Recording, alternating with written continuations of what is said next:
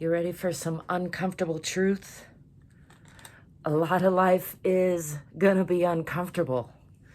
In fact, I think those of us who have had such a lucky, cush, privileged, amazing life that we feel put out when we are confronted with some struggle would be wise to buck up a little bit. Hi. How do you like them apples? How do you like me now? I'm Angel, ZGALA. You can call me Auntie Angel if you like. And welcome to Putting on a Better Face. This is a segment where I just talk about what I want to talk about. Actually, all my segments are pretty much that. But also, I am trying to bring some value to the situation. Also, you'll notice I like to wear a lot of different glasses. That's just a thing. Getting ready to go out and try to vote. It's local voting day, so that's what's on my mind. And last voting cycle, I pretty much swore I would never go vote again, probably. And then I got excited by Kennedy, and then I realized I know so little about the whole system, and especially about local politics, which is what's being voted on today. And so I'm proud of myself. I did, spend some time reading online. I found some information about the local candidates that are up. It's district stuff, it's city council stuff. I don't think that the thing I found was a complete overview, and also I'm pretty sure that the limited amount of time that I just spent is a sad substitute for really getting in touch with the issues. I will say, coming from that position, the overarching thing I was struck by is that there's these, clearly the candidates are being asked certain questions, and so there's this very conforming, which I guess makes sense, but the answers, I guess they're trying to make them so that you can compare them. And indeed, that works. So, it's everybody's answer to a similar set of to the same set of questions, like 3. What's your, why are you qualified? What's your top priority? And then a specific question that's different for the different types of offices that are being run for. And as a person who cares deeply, who's been a parent for 28 years, who is college educated, who wants to help build a better future and society and humanity, it's astounding to me how little I know and how I don't want to say it's difficult to navigate, but it's not very friendly. And maybe I can see how the system does need you to just care enough to educate yourself. There's only so much spoon feeding, and that, in fact, that's what's happened on our media, is that people who don't educate themselves just get spoon-fed sound bites, and then they just go with whatever, the most sugary spoon bite, so to speak, that gets in there has been programmed in when it comes time, I think. And, well, that's how we got here, right? I think there's plenty to work with, plenty of good stuff, but there's also plenty of improvement to be made from that's always going to be true. I'm not trying to say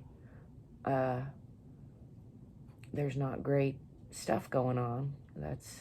That's the point. There's always good and bad. There's always opportunity. And we all always have this ongoing choice about, stepping into our own conscious sovereign autonomy. And, in that is this connection to everyone, time, space, civilization, the earth, It gets complicated quick, doesn't it?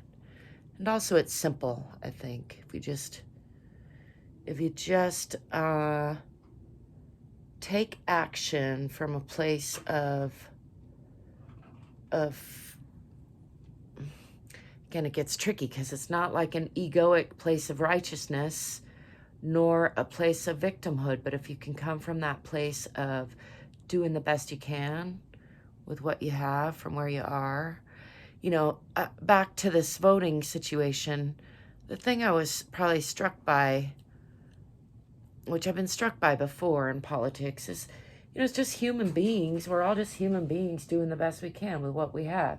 So yes, anybody running for anything is bound to be a flawed human being, just like you and me. Like, they're not going to be perfect. Now, you hope that maybe they are qualified for the job, because it is a job, and you hope that they're honest, and you hope, then you look for somebody who aligns with some of the same stuff you care about. And it's never going to be totally perfect. But I think if we stop trying, if we stop participating, and I'm not saying you have to vote or not vote or what, like, I think we need to listen to our own alignment more and just take more action, whatever that action is, to participate in our collective future, whatever that feels like is right to you. But if you're just going on what other people say, without, like, of course it's on some level all we have to go on, but I really try to take in information from a wide array of different perspectives. And in particular, when I find someone rubs me the wrong way, so to speak, or I disagree with them, instead of just repeating in my head all the reasons I'm right to myself, or, you know, complaining with someone who will affirm my rightness, I really try, I don't do a perfect job, but I really try to remember that that's an opportunity to investigate why I feel the way I feel and why they're coming off the way they're coming off. Now, first off, a lot of times the initial impression we have of someone is incomplete and or incorrect.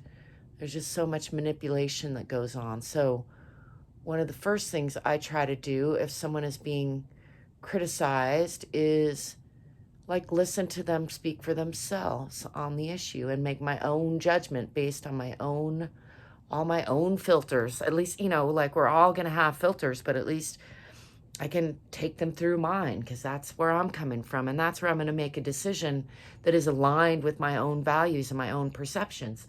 And ultimately, you know, we can't control the whole world. We can't control politics. There's so much we can't control. But the one thing we can control is how often we try to take action from an aligned point, like a place that aligns with our own values. And of course, one of probably the first step in that is figuring out what your own values are. And that's probably part of the issue, again, is that a lot of us seem to be taking our values from others. I've certainly done plenty of that. And even though I've thought at times in my life I wasn't doing that, and I still tend to think I'm peeling away layers of that, there's been many layers of realizing that I'm still doing it. Because our subconscious programming is pretty strong. So this is where you get into, you know, neuro-linguistic programming, hypnotherapy, some of those tools that can be very useful, I think, and affirmations. All of that are ways to try to reprogram your subconscious more consciously. Does that make sense? Yeah, anyway, to illuminate what's driving you underneath your consciousness. Because if you, like so many of us, find yourself sort of repeating the same dramatic loops over and over again, I call them trauma loops, but it doesn't matter what you call them. There's a lot of different names for a lot of stuff, but if you're feeling stuck or feeling like you're making the same mistakes and not learning the lessons over and over again, and you know, at my stage, I'm 52 years old this year, soon to be 53, the more I catch myself repeating these same patterns, the more obvious it is, because they're in all sorts of different contexts, and it's more and more obvious how I am bringing those to the table via my own work that I need to do. So I think I got off track there in my thoughts, other than I think we all do that, and that's where I try to bring it back to, for me, is when I catch myself criticizing others or thinking about how I'm right and they're wrong. I have to try to remember that doesn't, for one, it doesn't matter. For another one, I'm probably wrong a lot more than I like to think. Most of us are. A good sign that somebody is, you know, it's so cute when we're like, well, I'm actually right more often than, you know, I've had that feeling too. And I know, like, of course, when you're feeling that way, like everyone else is so much wronger than you and you're right more often than they are. It's a nice feeling, and it's easy to self-justify. But if you look around at everyone, you'll see that the people who really are right more often than others rarely are like saying that. They're just out, usually more like saying, hey, I might be wrong, but here's what I'm doing based on my best guess at the time. And I guess that brings me full circle. It's like all you're going to have is your best guess at the time. And if you hesitate all the time waiting to have the answers right or be certain, your whole life could go by and you not take action. So it's best to take action. Now, that doesn't mean step on the gas when you're all dysregulated. This is a lesson I've had to learn the hard way, because some of us get a lot of fuel from what I call the pushback, that anger, that, you know, having a good enemy. I was just listening to some good stuff about enemy. I won't go into right now, save it for another time, but yeah, there's a good chance if you got a lot of emotion and it's negatively based and you've been digging your heels into it for a long time, using it as fuel, there's a good chance that some of it is toxic and is eating you and others around you up in a way that doesn't have to be. It's just like you can take your foot off the gas, you can realign yourself, retune yourself, you can practice that, and then build up momentum on, like, building up momentum, that velocity, that rapid action, when your actions are aligned with the person that you want to be. So I think that's an important distinction that I personally have not done a great job of being aware of or selecting, but I'm becoming aware of and selecting. And so I share in the hopes that perhaps it will help someone else get there quicker, more quickly. Yeah, you know what I mean.